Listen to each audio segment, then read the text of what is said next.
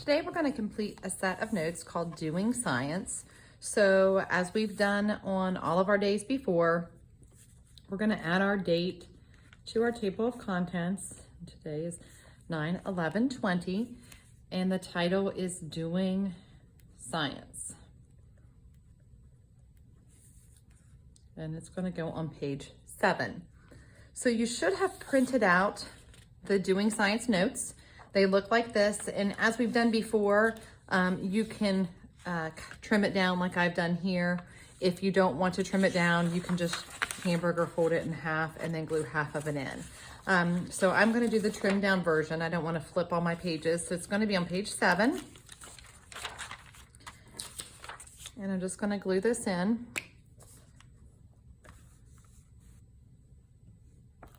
Now, this is a set of notes that we will do several times throughout the year. This is called a probe.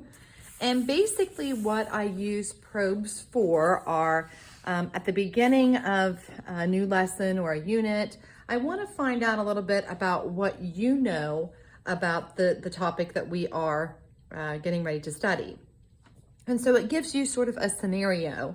And then it always asks you a question and then asks you to explain why you chose the answer that you did. So for this one, for example, it says 4 students were having a discussion about how scientists do their work. This is what they said. Antoine said, "I think scientists just try out different things until something works." Tamara said, "I think there is a definite set of steps all scientists follow called the scientific method." Marcos said, "I think scientists use different methods depending on their question." And Avery said, "I think scientists use different methods, but they all involve doing experiments." So you're supposed to, on this line, write the name of which of these 4 students you most agree with.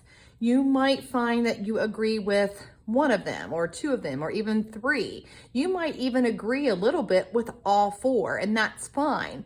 But which one do you agree with the most?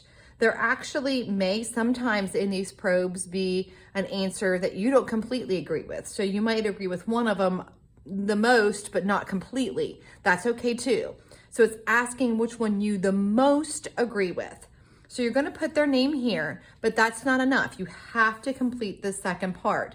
And the second part is basically explain to me why you chose that person. What was it about their statement that made you most agree with them and not with the other students?